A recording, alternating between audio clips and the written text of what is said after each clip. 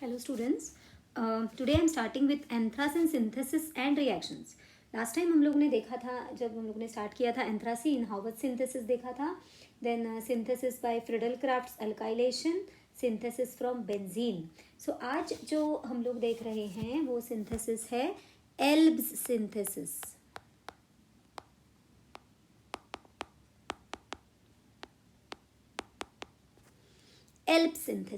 Elbe synthesis में use होता है मिथाइल बेंजोफिनोन.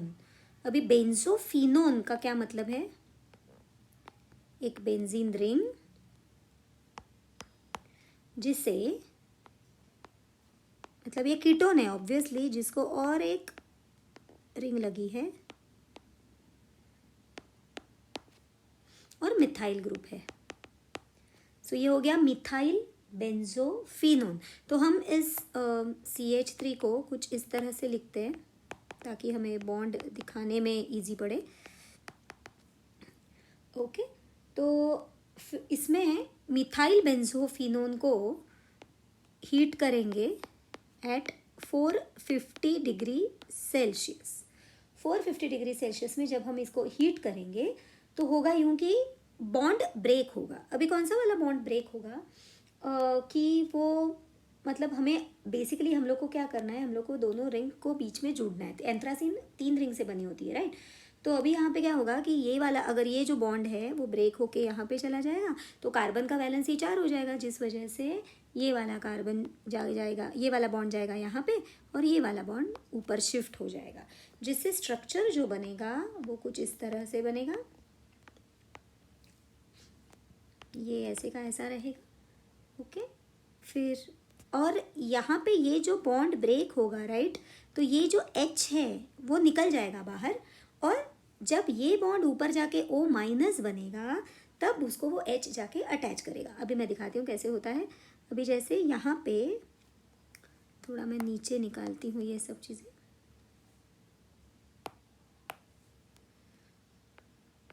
तो दिखाने में आसानी होगी.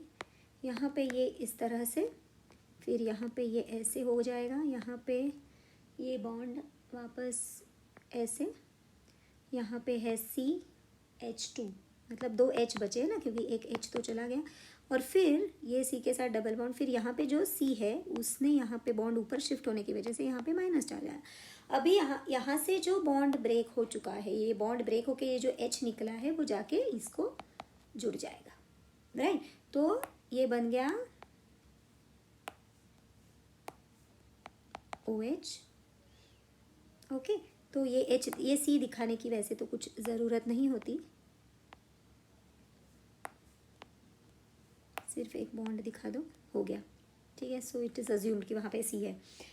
ठीक है, और फिर ये वैसे का वैसा ही है, यहाँ पे तो एक रिंग जुड़ी हुई है,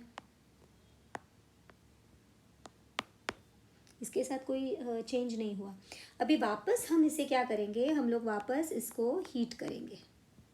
जब हम लोग वापस इसे हीट करेंगे तो यहाँ पे रिंग क्लोजर का तो वापस एक बॉन्ड ब्रेक होगा. अभी कौन सा होगा यहाँ पे?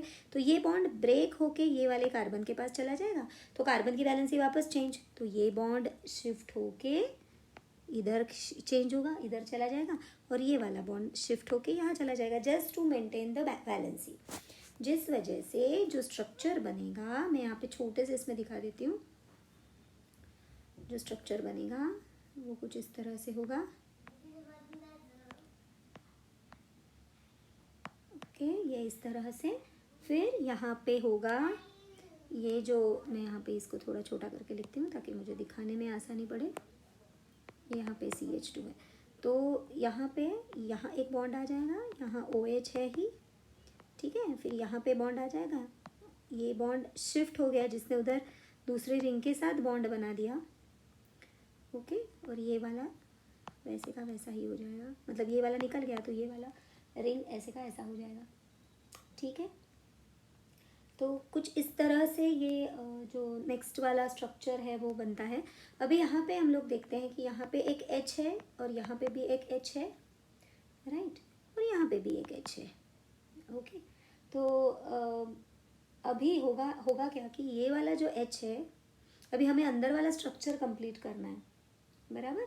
अंदर वाला स्ट्रक्चर कंप्लीट करने के लिए क्या होगा, ये वाला जो बॉन्ड है वो यहाँ पे शिफ्ट करेगा, ओके। और ये जो H है इस OH के साथ माइनस वाटर बन के चला जाएगा, क्योंकि फिर वो अंदर अंदर अंदर अंदर वापस शिफ्ट होते जाएंगे, राइट। फिर ये यहाँ पे, ये यहाँ पे। सो वो इंट्रामोलिकुलर शिफ्टिंग से मैंने बोला था जहाँ पे भी OH होता है वहाँ पे H आके वो जुड़ जाएगा। तो यहाँ से ये बॉन्ड शिफ्ट होके अंदर बॉन्ड पूरा अपना कर देगा, ये जो H निकल जाएगा ये OH के साथ निकल के फिर आगे बनाएगा एंथ्रासीन, ठीक है। नेक्स्ट सिंथेसिस जो हम लोग लेंगे वो है डाल्स-एल्डर रिएक्शन।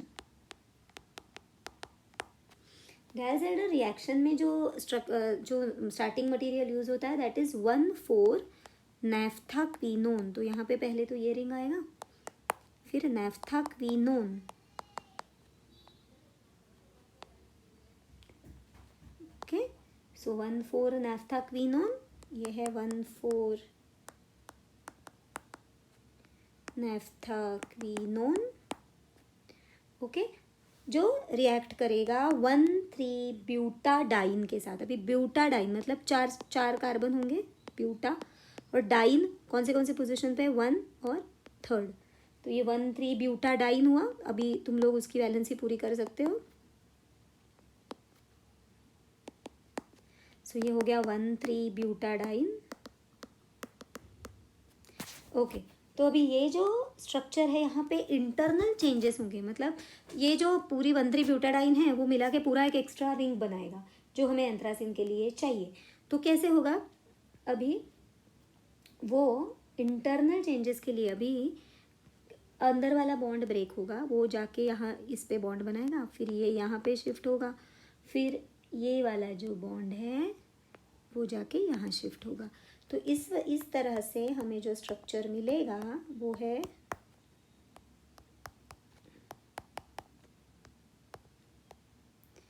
यहाँ पे ये जुड़ गया, ओके।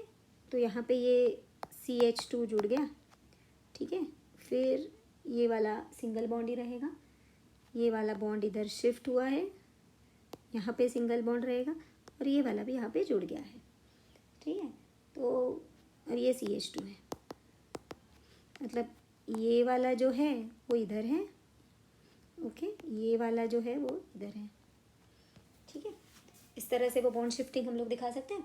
अभी हमें तो ये तो अपना स्ट्रक्चर है नहीं, तो हमें निकालने हैं ये H जो है वो। तो H निकालना मतलब ऑक्सीडेशन करके हम लोग कर सकते हैं। सो क्रोमियम ट्राइऑक्साइड और ग्लेशियल एसिटिक एसिड, इसके कॉम्बिनेशन से हम लोग ऑक्सीडेशन करवाएंगे। ऑक्सीडेशन में लॉस ऑफ हाइड्रोजन, तो लॉस ऑफ हाइड्रोजन करके हम लोग वही जगह पे आएगा क्या, H2 चले जाएंगे और वहाँ पे आएगा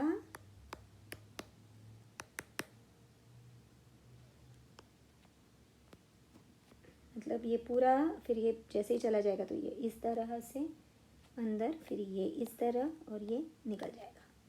तो इस तरह -H2 करके ये निकल जाएगा। तो यहाँ पे ये वैसे का वैसा डबल बॉन्ड O, और यहाँ पे ये यहाँ और ये यहाँ ऐसे बॉन्ड बन गया। सो एंथ्राक्विनोन बन गया यहाँ पे। फिर ये वापस इसका हम लोग रिडक्शन करेंगे बिकॉज वी डोंट वांट ये वाले ऑक्सीजन्स, राइट। तो जिससे हम लोग इसका वापस करेंगे जिंक डस्ट के साथ रिडक्शन, जिससे हमें मिलेगा एंथ्रासीन।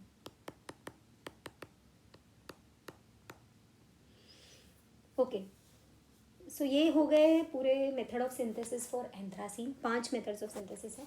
हम लोग अगर एंथ्रासीन की फिजिकल प्रॉपर्टी देखते हैं तो वो एक कलरलेस लिक्विड है जिसका मेल्टिंग पॉइंट 216 डिग्री सेल्सियस होता है। And anthracene is insoluble in water, obviously ये सब पॉलीसाइक्लिक कंपाउंड्स होते हैं, हाई मोलिकुलर वेट कंपाउंड्स होते हैं, तो ये वाटर में इंसोल्यूबल होते हैं और ऑर्गेनिक सॉल्वेंट्स में स्पेरिंगली सोल्यूबल होते हैं। ओके, सो नेक्स्ट क्वेश्चन जो पूछा जाता है कि वाई इलेक्ट्रोफिलिक सब्स्टिट्यूशन, जो भी इसकी रिएक्शन है, why electrophilic substitution reactions takes place at 9 और 10 पोजीशन। मतलब वहाँ पे क्यों होता है, नैफ्थलीन में 1 या 2 पोजीशन पे होता था, यहाँ पे 9 और 10 पोजीशन में क्यों होता है?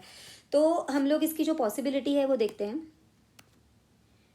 कि अगर हम लोग समझें कि अभी ये एंथ्रासीन है, इसकी रिंग निकालते हैं हम लोग। अगर हम लोग समझते हैं कि इसका अटैक होता है सेकंड पोजीशन पे, अगर हम लोग देख रहे हैं कि सी कार्बन जो सेकंड नंबर वाला कार्बन है, अगर उस पर हम लोग इलेक्ट्रोफिलिक का अटैक करवाएं, तो मैंने लास्ट टाइम जैसे बोला था इलेक्ट्रोफाइल, इलेक्ट्रोफाइल मतलब जो इलेक्ट्रॉन को प्यार करे, राइट। अभी जिसको जहाँ पे इलेक्ट्रॉन मिल जाए वहाँ पे वो अटैक करेगा। अभी अगर कार्बन सेकंड कार्बन की पोजीशन में इलेक्ट्रॉन चाहिए तो क्या होगा, ये बॉन्ड ब्रेक होगा, ये वाला जो बॉन्ड है, ये वाला बॉन्ड ब्रेक करके क्या करेगा, अपने पूरे के पूरे इलेक्ट्रॉन्स ये पोजीशन को दे देगा, ये चला जाएगा यहाँ से, ये पूरे इलेक्ट्रॉन्स उसके जो 2 इलेक्ट्रॉन्स हैं वो यहाँ पे आ जाएंगे, राइट। अभी इलेक्ट्रॉन्स यहाँ पे आ गए तो यहाँ पे ऑब्वियसली पॉजिटिव चार्ज आएगा। अभी ये इलेक्ट्रॉन को आके चिपकेगा इलेक्ट्रोफाइल, तो यहाँ पे मतलब कितने हुए, 1 2 3 और एक यहाँ पे H रहेगा, ओके। जब यहाँ पे अटैक होता है तो ये एक पॉसिबिलिटी होगी, ठीक है। हम लोग देखते हैं इसका डिटेल्ड में कैसे होता है। तो अगर हम लोग कंसिडर करते हैं कि C9 पोजीशन पे अगर एंथ्रासीन के अटैक हो तो क्या होता है, अभी 9th पोजीशन मतलब ये वाली पोजीशन, अगर हमें यहाँ पे इलेक्ट्रोफाइल लगाना है तो ये वाला जो बॉन्ड है वो ब्रेक होगा, यहाँ पे इलेक्ट्रॉन्स आ जाएंगे, यहाँ पे इलेक्ट्रॉन्स आ जाएंगे, राइट। और फिर जो मतलब यहाँ पे इलेक्ट्रॉन्स, यहाँ पे जैसे ही इलेक्ट्रॉन्स ये आ जाएंगे तो पॉजिटिव चार्ज आएगा यहाँ पे, ओके। तो कैसे होगा यहाँ पे, अभी यहाँ पे पॉजिटिव चार्ज आया तो ये यहाँ पे शिफ्ट हो सकता है,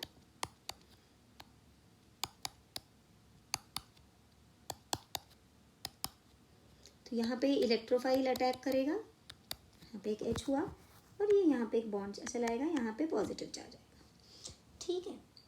अभी यहाँ पे इलेक्ट्रोफाइल तो अटैक करता ही है, ओके।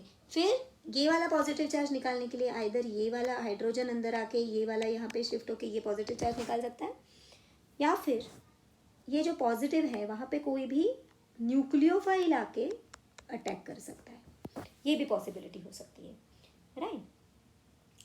तो इलेक्ट्रोफिलिक रिएक्शंस अगर फर्स्ट या सेकंड पोजीशन पे अटैक करती है तो अगर तुम लोग ऑब्जर्व करते हो तो ये नैफ्थेलिन वाली जो रिंग है, ये वाली रिंग को हाथ ही नहीं लगता, क्योंकि इधर से कोई भी बॉन्ड शिफ्ट नहीं होता, ये वाली रिंग इंटैक्ट रहती है, नैफ्थेलिन वाली रिंग, राइट।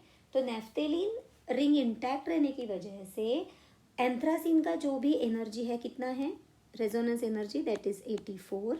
सो 84 से जो भी लॉस होगा, मतलब कितना रेजोनेंस एनर्जी, मतलब सिर्फ एक रिंग माइनस होता है, तो नैफ्थेलिन को अगर माइनस करो, नैफ्थेलिन का है 61, तो सिर्फ 23 किलो कैलोरी यहाँ पे लॉस हो रहा है रेजोनेंस एनर्जी,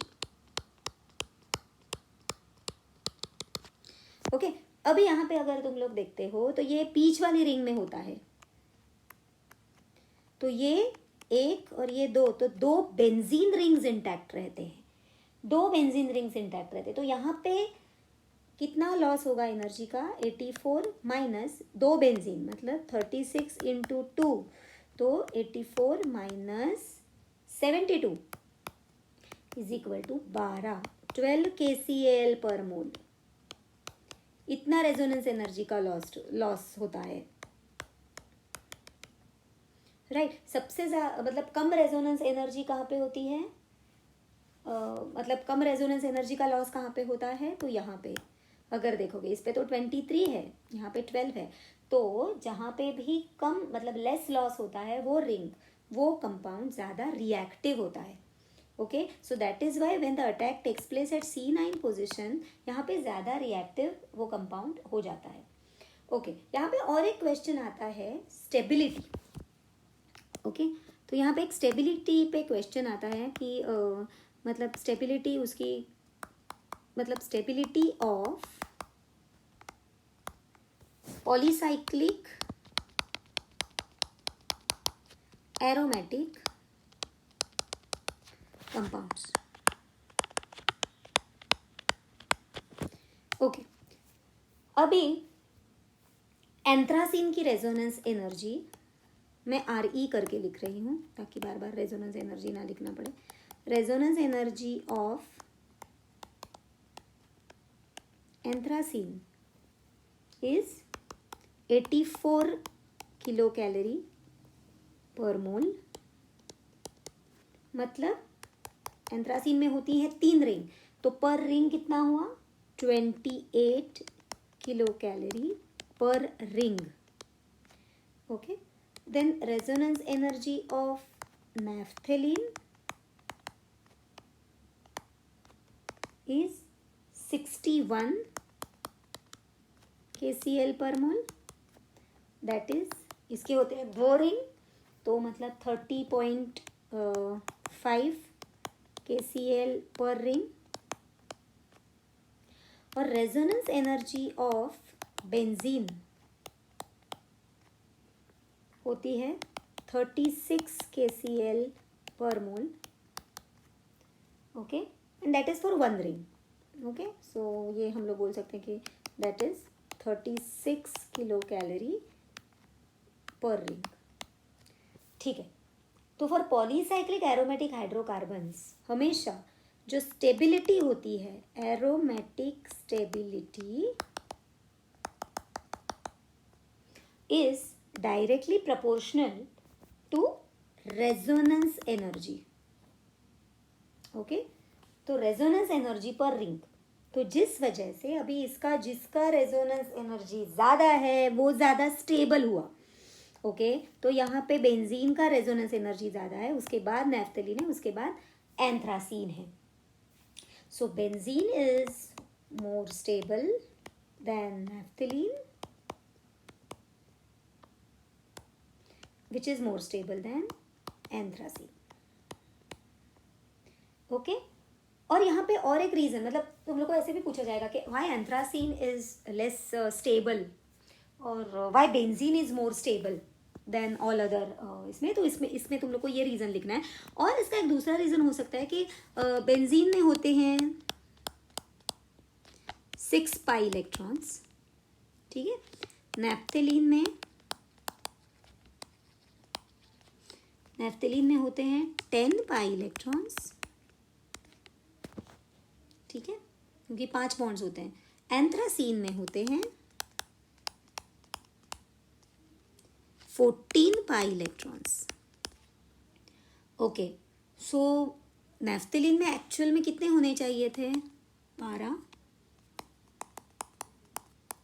और इसमें होने चाहिए थे 18, बट वैसे ना होते हुए, मतलब बेंजीन से कंपेयर करो तो वैसे ना होते हुए इसमें पाई इलेक्ट्रॉन्स कम है।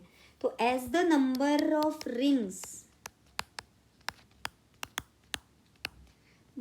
Rings increases, number of pi electrons does not increase in that proportion. Hence they are less stable. तो ये भी एक रीज़न उसका हो सकता है जो तुम लोग उसमें मेंशन कर सकते हो।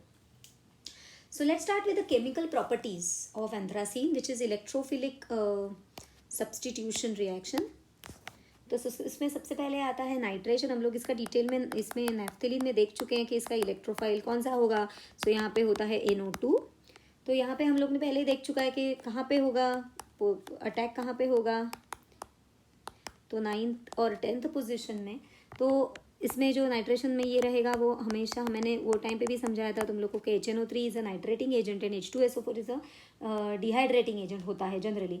यहाँ पे जो यूज़ होता है, यहाँ पे एसिडिक एनहाइड्राइड यूज़ करते हैं in place of H2SO4। H2SO4 वहाँ पे भी डिहाइड्रेटिंग एजेंट करके ही काम करता था।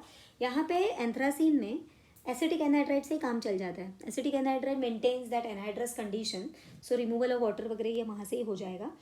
Okay, so acetic acid remove हो जाएगा. और 9th पोजीशन पे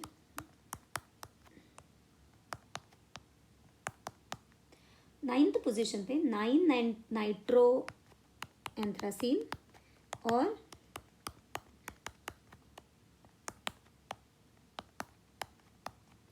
10th पोजीशन पे 10 नाइट्रो एंथ्रासीन.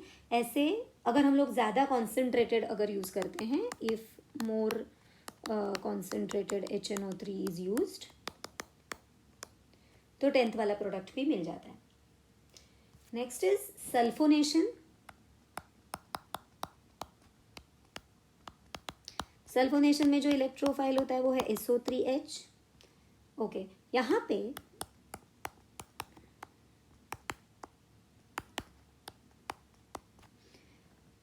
पे अगर हम लोग लो टेम्परेचर में H2SO4, अगर लो टेम्परेचर, मैंने वो टाइम पे बोला था तुम लोगों ने नैफ्थलीन के टाइम पे कि लो टेम्परेचर मतलब टेम्परेचर और बल्कियर सॉल्वेंट. अगर high temperature and more bulkier solvents will be used then वो 2 पोजीशन पे होगा. यहाँ पे हम लोग अगर लो टेम्परेचर यूज़ करते हैं तो नॉर्मली जो सल्फोनेशन होगा 9th वो होगा.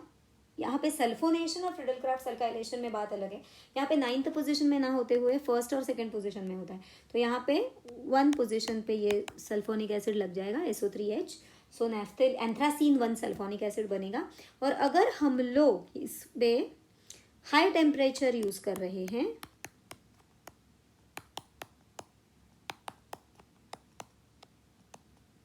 इसमें हम लोग अगर हाई टेम्परेचर यूज़ करते हैं तो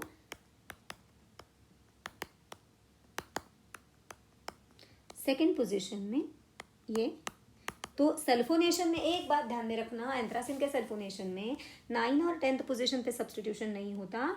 मतलब सल्फोनेशन एंड मतलब फ्रिडलक्राफ्ट्स में भी इसमें थोड़े चेंजेस हैं. हर एक इसमें वो सेम नहीं. सल्फोनेशन में 1 और 2 पोजीशन पे इलेक्ट्रोफिलिक सब्स्टिट्यूशन रिएक्शन होता है. So next is Friedel Crafts. इसमें भी चेंज होगा. सो फ्रिडलक्राफ्ट्स असाइलेशन, इसमें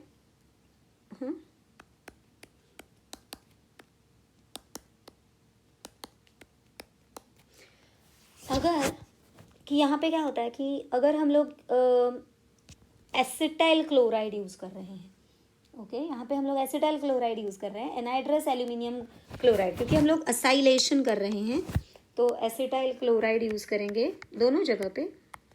मैं 2 पॉसिबिलिटी बता रही हूँ. सो CH3COCl, यहाँ पे भी CH3COCl, यहाँ पे भी एनहाइड्रस AlCl3, यहाँ पे भी एनहाइड्रस AlCl3. तो चेंज होता कहाँ पे है? चेंज होता है सॉल्वेंट में.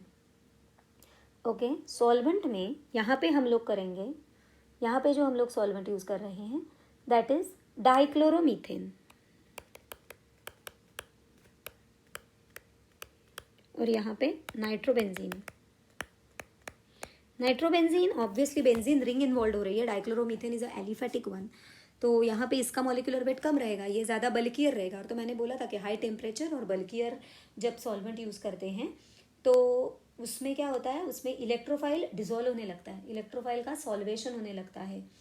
और अगर ऐसे सिचुएशन में लाइक जब बल्कियर सॉल्वेंट होता है या हाई टेम्परेचर होता है, ऐसे सिचुएशन में अगर वो अटैक यहाँ पे 9th पोजीशन पे ही हो तो आजू बाजू वाले जो हाइड्रोजन है, मतलब यहाँ पे अगर होगा तो ये आजू बाजू वाले जो हाइड्रोजन होंगे ना वो स्टीयरिक एंट्रेंस देंगे, उसको क्राउडिंग करेंगे वहाँ पे. तो इसलिए क्योंकि उसका डिजोल्व हो रहा है, वो प्रॉपरली वो शेप में नहीं रहता due to bulkier solvent. Okay, तो जब नाइट्रोबेंजीन जैसे बल्कियर सॉल्वेंट या हाई टेम्परेचर यूज होता है, एट दैट टाइम, ये वाली केस देख बोल रही हूँ, at that time reaction takes place at first position. तो यहाँ पे होगा COCH3 आएगा. और अगर हम लोग नॉर्मल सॉल्वेंट यूज़ कर रहे हैं जिसमें वो बल्कियर नहीं है और जो भी है, यहाँ पे प्रॉपरली अपना 9th पोजीशन पे हम लोग उसको दिखा सकते हैं. 9th पोजीशन पे COCH3 लगेगा. ओके, सो सल्फोनेशन और असाइलेशन में ऐसा क्यों होता है? Because at high temperature and in a bulkier solvent electrophile dissolve होने लगता है, solvation of electrophile takes place, जिस वजह से क्या होता है कि अगर ऐसी सिचुएशन में 9th पोजीशन पे अटैक हो तो जो रिंग नंबर 1 और 3 वाले जो हाइड्रोजन हैं वो उसको स्टीयरिक एंट्रेंस देंगे, तो 1 और 8 वाले, तो जिस वजह से वहाँ पे स्टीयरिक एंट्रेंस होने के बाद अटैक होना थोड़ा मुश्किल हो जाएगा, वो अटैक होने नहीं देंगे। Next reaction is in presence of light.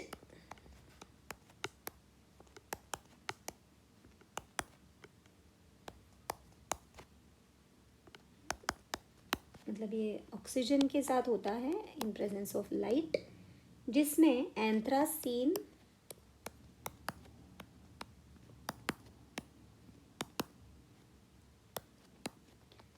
पर ऑक्साइड फॉर्म होगा। This is anthracene peroxide, ठीक है। Now next reaction is reduction. यहाँ पे reduction is what? Addition of hydrogen और लॉस ऑफ ऑक्सीजन। तो यहाँ पे क्या होता है, जैसे लास्ट टाइम मैंने दिखाया था तुम लोग को ये बॉन्ड में करके, तो ये वाला जो है वो यहाँ पे शिफ्ट होगा, ये वाला यहाँ पे शिफ्ट होगा और यहाँ पे वो बॉन्ड देंगे। तो यहाँ पे ये जो रिडक्शन होता है ना वो that is in sodium in ethanol और H2 इन पैलेडियम। ओके, सो ये केस में क्या होगा, इसको हाइड्रोजन कहाँ से अदरवाइज मिलेगा ना, वो रिंग से ही लेगा बेचारा। तो यहाँ पे 9,10 डाईहाइड्रो एंथ्रासीन। सो यहाँ पे 9,10 डाईहाइड्रो एंथ्रासीन। ओके, सिमिलरली जब हम लोग इसका ऑक्सीडेशन करवाएंगे, इसका जब हम लोग ऑक्सीडेशन करवाते हैं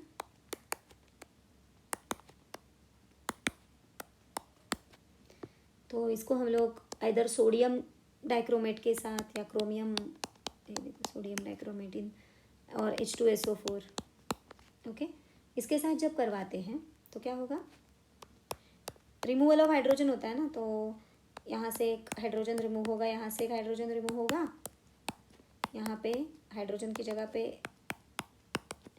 but this is unstable because oxygen कभी भी सिंगली बॉन्डेड नहीं होता। सो वापस वो क्या करेगा, ऑक्सीडेशन सेम रिएजेंट्स के साथ करेगा और वो H2 को भगा देगा, ये वाला H2 भी, ये जो H2s हैं उसको निकाल देगा वो, जिससे यही वाला, ये वाला जो कार्बन है वो एग्जिस्टिंग ऑक्सीजन के साथ डबल बॉन्ड बनाएगा और बन गया एंथ्राक्विनोन।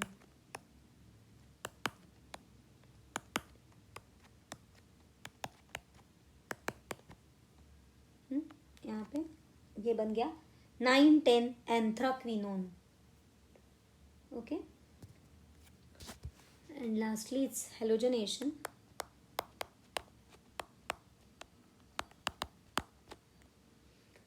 हेलोजनेशन में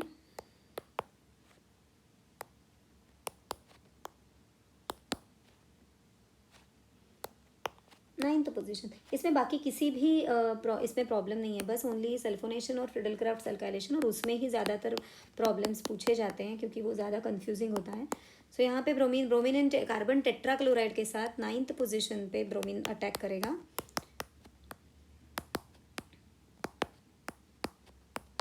यहाँ पे, और HBr निकल जाएगा, वहाँ से एक H और यहाँ से एक Br। सो एंथ्राक्विनोन के जो यूजेस होते हैं, so basically anthraquinone is used in manufacturing of anthraquinone dyes. ये जनरली सब डाइज में या फिर केमिकल्स ज़्यादा इसमें यूज़ होता है। तो एक एलिजेरिन करके जो एक डाई आता है, एलिजेरिन, सो इट्स एंथ्राक्विनोन डाई, उसमें ये यूज़ किया जाता है। सो दिस फिनिशेस अपना एंथ्रासीन सिंथेसिस एंड रिएक्शंस।